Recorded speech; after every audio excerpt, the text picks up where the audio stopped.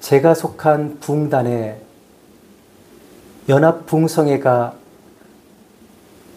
아름다운 기도원에서 있었습니다. 이 기도원은 대전과 공주의 경계선에 있는 교회이면서 기도원입니다. 이번 연합부흥성회는 회원 목사님들만 참석한 것이 아니라 그 목사님이 담임하는 그 교회 성도들도 함께 참석을 했습니다. 저 같은 경우는 이번 부흥성회에 하루 참석을 했는데 그곳에서 몇 명의 목사님들과 함께 식사도 같이 하고 차도 마시는 시간을 갖게 되었습니다. 차를 마시면서 공주 시골에서 목회하는 어떤 목사님과 잠깐 이야기를 하는데 그 짧은 시간에 이 목사님은 자신의 간증을 하게 되었습니다.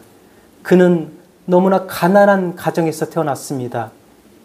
가난한 집안임에도 불구하고 형제들이 7명이나 되어지고 또 아버지는 술을 얼마나 좋아하든지 술만 먹고 들어오시면 말 못하는 어머니를 폭행하기 일쑤였습니다. 그들의 삶에게는 어떠한 소망도 어떠한 희망도 어떠한 비전도 보이지 않는 그러한 가정이었습니다. 이 가난한 부모님이 7명의 형제들, 이 자녀들을 키울 수가 없어서 이 목사님의 누나 하나를 서울에 있는 돈이 많고 풍부한 어떤 가정부로 보내게 되었습니다. 근데 그 분들이 얼마나 사람들이 좋던지 이 가정부로 들어온 이 아이를 가정부로 대하지 않고 친딸처럼 사랑으로 먹이고 입히고 교육을 시켜주었습니다. 그런 후에 이 부모님들이 미국에 가게 되었고 가면서 이 식모로 있던 아이를 함께 데리고서 미국으로 가게 된 것입니다. 그러면서 가난해서 제대로 교육도 받지 못하고 어떠한 것도 기대할 수 없었던 이 누나가 미국에서 세계 최고의 어떠한 과정을 거치게 되었고 또 성인이 된 이후에는 미국 군인과 결혼하여서 가정적으로도 안정을 잡게 되었고 그러다 보니 이제는 시골에서 목회하는 자신의 동생을 자신이 살고 있는 콜로라도 덴버에 초대해서 또한 하와이에 초대해서 1년에 몇 번씩 관광을 시켜준다는 이야기를 듣고 깜짝 놀라게 되었습니다. 여러분도 또 잘 아시겠지만 제가 얼마나 그 유명한 사람입니까? 그 컨트리보이 여러분 들어보셨습니까? 제가 바로 그 컨트리보이 촌놈입니다. 촌놈 중에 촌놈이 제가 한 달 전까지만 해도 사실 비행기를 타본 적이라고서는 광주 송정역에서 김포공항까지 30분 거리인데 그것 2번 탄 것이 전부였습니다. 그러다가 얼마 전에 미국을 14시간에 걸쳐서 비행기를 타고 갔다 왔으니 촌사람이 참 성공했다라는 생각을 하는데 제 딴에서는 야 나는 성공했다. 이 촌사람이 미국까지 갔다 왔으니 나는 대단한 사람이야 라고 생각하고 있는데 그 시골에서 목회하는 목사님 저는 누나가 초대를 해서 미국에 여러 번 다녀옵니다. 콜로라도 덴버에 가고 또한 하와이도 다녀옵니다라는 이야기 들을 때 얼마나 부럽던지 그리고 그 간증을 들으면서 이것이 복음이구나라는 생각을 하게 되었습니다. 오늘 저는 하나님의 은혜에 대해서 말씀을 나누려고 합니다. 오늘 로마서 11장은 우리가 읽은 이 로마서 11장 17절부터는 접붙임에 대한 이야기가 나옵니다.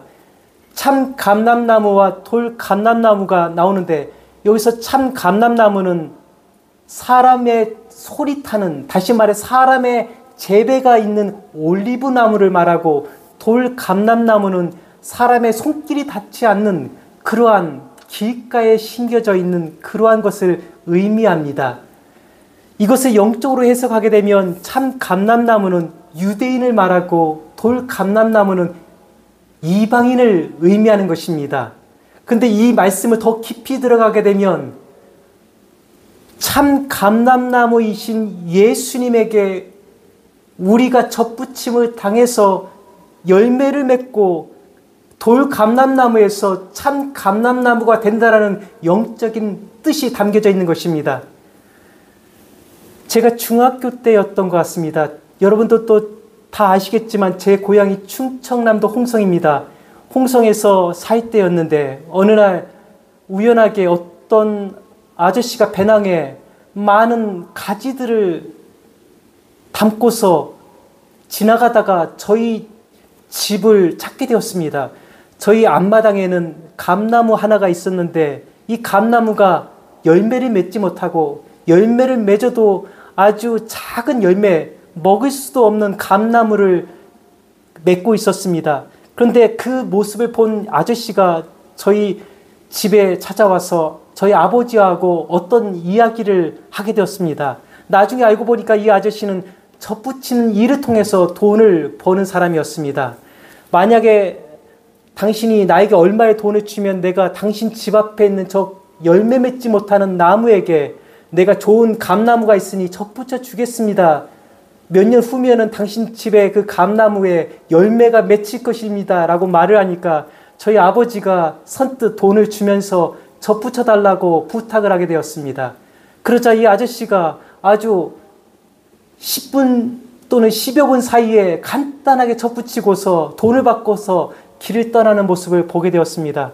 그리고 나서 저는 몇 년이 지난 어느 날 우연히 제가 집을 학교 끝나고 오면서 그 감나무를 보게 되었는데 평소에는 열매 맺지 못하던 그 감나무에 열매가 맺혀 있고 그리고 먹음직하고 정말 보암직도 한 탐실한 그러한 감이 열려 있는 것을 보게 되었습니다.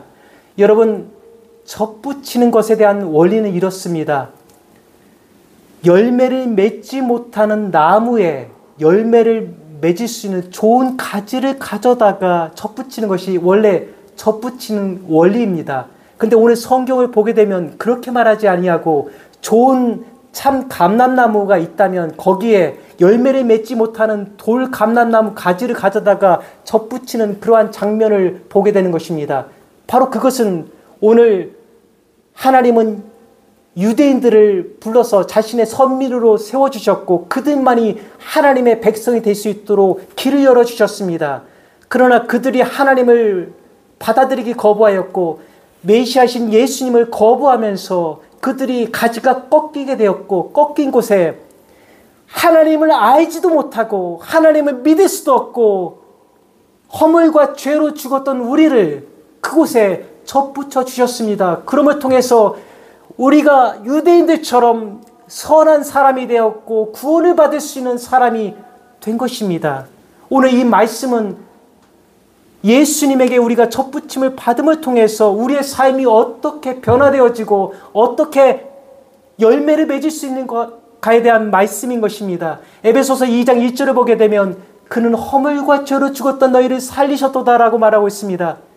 오늘 우리는 허물과 죄로 죽었던 사람이었습니다. 그러나 예수님이 우리를 위해서 십자가에서 죽으심을 통해서 우리가 그 예수님의 십자가를 고백하고 예수님이 나를 위해서 죽으셨다는 것을 간증하고 아멘 하면서 받아들임을 통해서 우리가 예수님에게 젖붙임을 받게 된 것입니다.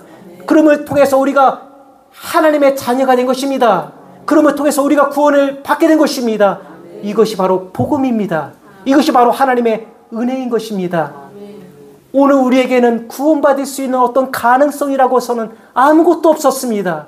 내가 똑똑해서, 내가 많이 배웠어, 내게 어떠한 가족의 어떤 배경이 있어서 내가 예수님을 믿고 구원받은 것이 아니라 과거 우리는 다시 말하지만 허물과 죄로 죽었던 존재였고 그때 우리는 세상 풍조를 따르고 공중 권세를 잡았던 자들을 추종하였던 다시 말해 사단 마귀를 쫓았던 그러한 사람들이었습니다. 그러나 오늘 우리가 예수님을 나의 구주로 믿고서 하나님의 자녀가 된 것입니다. 오늘 성경을 읽다 보면 구원받을 수 없었던 사람들, 열매가 없었던 돌 감람나무 같은 인생들이 하나님을 만나고 하나님에게 젖붙임을 당함을 통해서 그들의 인생이 변화되는 스토리들을 너무나 많이 발견하게 됩니다. 그 중에 우리는 아브라함을 들 수가 있습니다. 아브라함은 메소포타미아 갈대아 우르라고 하는 곳에서 살고 있었습니다. 그는 좋은 집안에서 태어난 것도 아니었습니다. 그의 아버지는 우상을 만들고 그것을 팔면서 돈을 버는 그러한 사람이었습니다. 어떻게 그곳에 희망이 있고 비전이 있고 소망이 있겠습니까?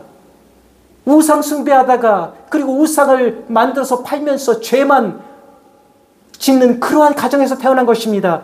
그러나 창세기 12장 1절부터 읽어보면 하나님이 아브라함에게 이렇게 말씀하십니다. 너는 본토 친척 아버지의 집을 떠나 내가 너에게 지시한 땅으로 가라. 너를 축복하는 자에게 내가 복을 내리고 너를 저주하는 자에게 내가 저주하리니 땅 위의 모든 족속이 너로 말미암아 복을 받을 것이라 말씀하셨습니다. 하나님이 아브라함을 콜링할 때에 아브라함은 하나님 척할 수 없습니다. 여기 있으면 나는 유업을 이을 수도 있고 풍부하게 많은 것을 누릴 수가 있습니다. 나는 하나님을 따라갈 수 없습니다. 라고 말했다면 그는 하나님의 자녀가 될 수 없었을 것입니다. 그러나 하나님의 말씀과 하나님의 콜링에 그는 본토 친척 아버지의 집을 떠났습니다. 그리고 하나님이 인도하시는 대로 가나안 땅에 가게 되었습니다. 어느 날 밤이 깊은 시간에 하나님이 아브라함을 부르셨습니다. 아브라함아, 아브라함아, 하나님 제가 여기 있습니다. 밖에 나와서 저 하늘을 보아라. 아브라함이 하늘을 보았더니 하늘의 별이 쏟아질 것 같이 반짝반짝거리는 것을 보게 되었습니다. 제가 어렸을 때에 예수님을 처음 믿을 때에 이러한 말을 제 친구가 해주었습니다. 그 친구 때문에 제가 고등학교 시절에 예수를 믿게 되었는데 별이 떨어지는 것을 보면서 기도를 하면 너의 소원이 이루어진대. 그래서 저는 하늘의 그 별만을 보면서 별이 언제 떨어지나 한참을 보다가 별이 떨어지면 하나님 내가 주의 종이 되려고 합니다. 하나님 나에게 기회를 주시옵소서. 하나님 나는 정말 백도 없고 머리도 나쁘고 나는 아무것도 가능성이 없습니다. 하지만 하나님 나에게 기회를 주시면 내가 주의 종이 될 수 있습니다. 라고 짤막하게 기도를 했습니다. 그러한 기도가 쌓이고 또 쌓여서 오늘의 제가 있지 않은가 생각을 해보게 됩니다. 이렇듯이 아브라함도 하나님이 바라보라고 하는 그 밤하늘을 볼 때에 별들이 얼마나 많았던지 바로 그때 하나님이 말씀하셨습니다. 아브라함아, 그러면 저 하늘에 있는 별들을 세어보아라. 하나님, 별이 너무 많아서 셀 수가 없습니다. 그래, 그렇다면 너의 후손이 저렇게 될 거야. 너의 이름은 지금 아브라함이지만 너의 이름은 이제 열국의 아버지 아브라함이 될 거야. 너는 이제 너의 이름처럼 열국의 아버지가 될 것이고 너를 통해서 수많은 사람들이 태어날 거야 라는 언약의 말씀을 주셨습니다. 그리고 그 언약의 말씀대로 아브라함이 이삭을 낳고 이 가정에서 이삭을 통해서 이새가 나오지고 다윗이 나오지고 다윗의 혈통을 통해서 예수 그리스도가 태어나고 또 예수 그리스도를 우리가 믿음을 통해서 우리 또한 아브라함의 자손이 된 것입니다. 하나님이 약속하신 그대로 이루어진 것입니다. 만약 아브라함이 하나님에게 접붙임을 당하지 않았다면 하나님의 콜링에 순종하지 않았다면 그는 열국의 아버지가 되지 못했을 것입니다. 또한 많은 구약의 인물들이 있겠지만 여러분 에서와 야곱 하면 이 빼어놓을 수 없는 사람 이 야곱의 이야기를 우리는 그냥 지나칠 수가 없습니다. 여러분 야곱을 한번 들여다보시기 바랍니다. 야곱은 엄마 뱃속에 있을 때부터 치열하게 형과 다퉜던 사람이었습니다. 그리고 엄마 뱃속에서 나온 이후에도 끊임없이 장자권을 놓고 그것을 빼앗기 위해서 투쟁하듯이 그렇게 살았던 것이 야곱이었습니다. 어느 날 형이 사냥을 하러 나갔을 때 야곱은 이번이 기회다 싶어서 일부러 팥죽을 끓이게 되었습니다. 그가 먹으려고 팥죽을 끓인 것이 아니라 사냥하고 돌아오면 형이 배고프겠지. 그때 내가 팥죽을 가지고 장자권을 빼앗아야 되겠다. 이렇게 작전을 세우게 된 것입니다. 아니나 다를까 에서가 사냥을 하고 나왔더니 너무나 배가 고팠습니다. 그때 그의 코를 정말 자극하는 냄새가 있어서 찾아가 보았더니 야곱이 열심히 팥죽을 젓기 시작합니다. 그런데 너무나 먹고 싶고 너무나 배고픈지라 동생한테 팥죽 좀 달라고 했더니 형의 장자권을 주지 않으면 결코 줄 수 없다라고 이렇게 말을 했습니다. 결국 이 팥죽으로 말미암아 이 에서는 장자권을 팔게 되었고, 이렇게 형의 장자권을 야곱은 거머쥐게 되었습니다. 그리고 시간이 지난 이후에 그의 아버지 이삭의 눈이 어두워졌을 때 야곱은 형의 모습으로 변장하여서 형의 장자에 대한 축복을 대신 받으면서 형에게 있는 모든 것을 거머쥐게 되었습니다. 그리고 이 사실이 알려지자 야곱은 살기 위해서 삼촌 라반의 집으로 도망치게 되었습니다. 여기까지 이야기를 보게 되면 야곱에게는 소망이 없습니다. 야곱에게는 이 비전과 어떤 가능성도 없습니다. 야곱은 그의 이름처럼 남을 속이는 자였고 비열한 자였습니다.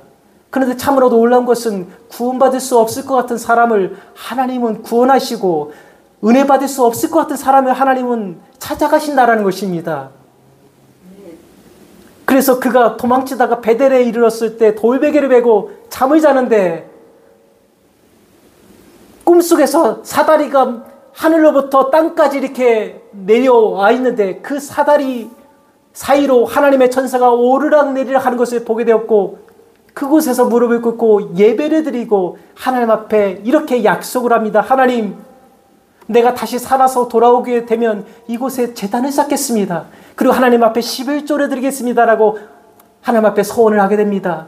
하나님은 그 서원의 야곱의 그 이야기를 들으셨고, 또한 그와 함께 하심을 통해서 그가 삼촌 라반의 집에 있을 때도 동행하셨고, 그리고 그곳에서 나올 때는 4명의 아내를 통해서 12명의 아들을 얻게 되었고, 수많은 가축들을 정말 거느리는 거부가 되었습니다.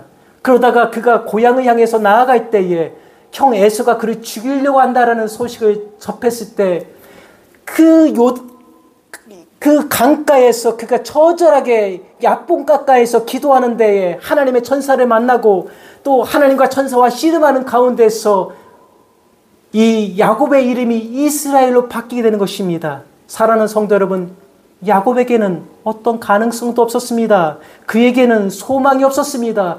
만약 그가 하나님을 만나지 못했다면 그렇게 살다가 그렇게 죽을 팔자였습니다.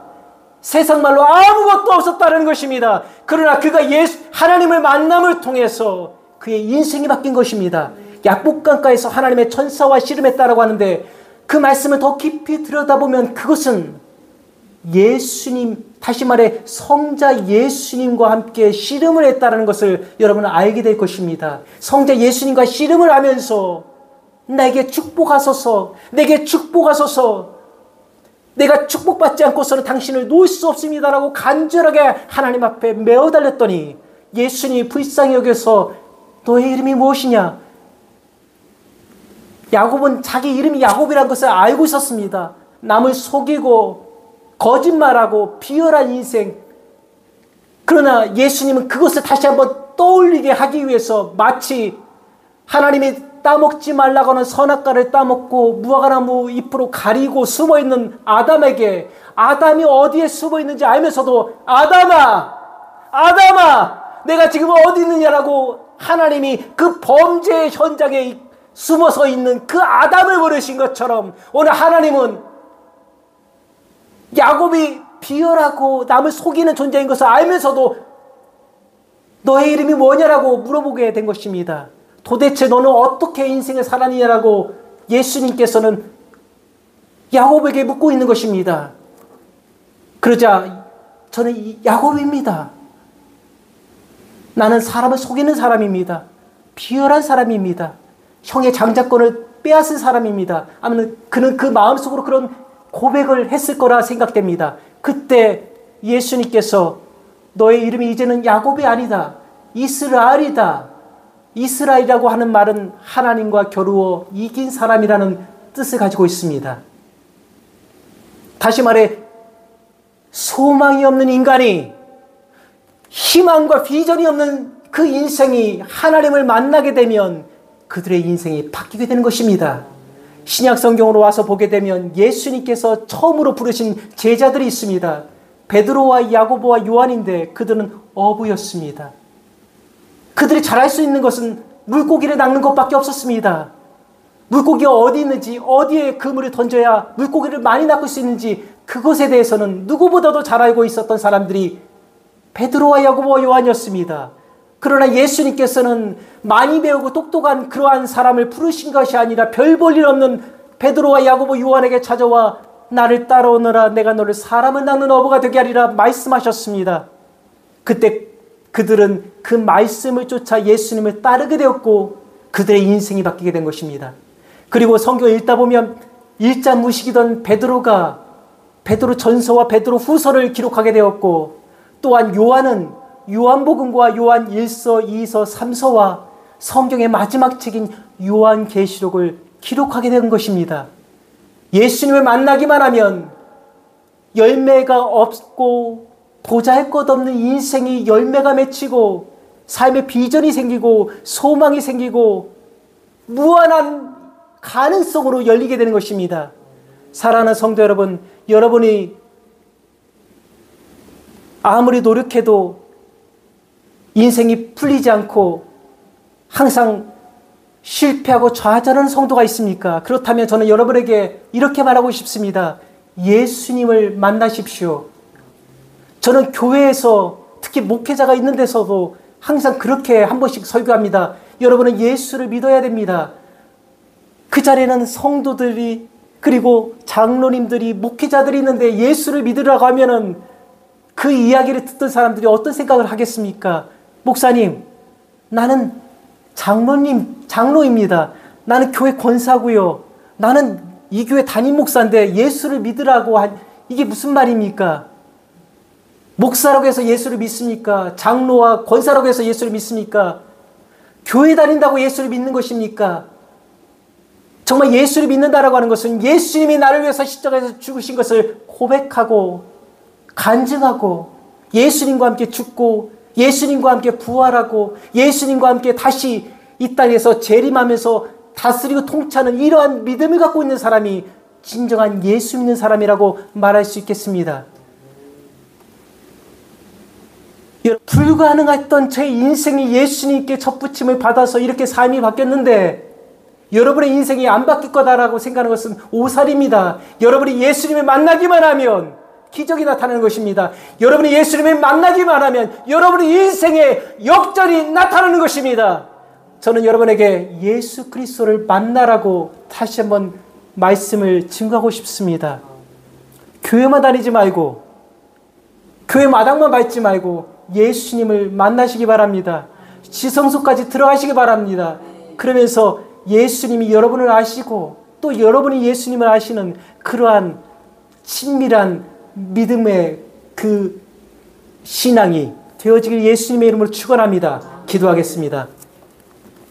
주님 감사합니다. 우리는 연약하고 부족합니다. 구원받을 수 없고 어떠한 소망도 없는 사람이었습니다. 하지만 하나님이 우리를 만나주셨고 하나님이 우리를 불러주셨습니다.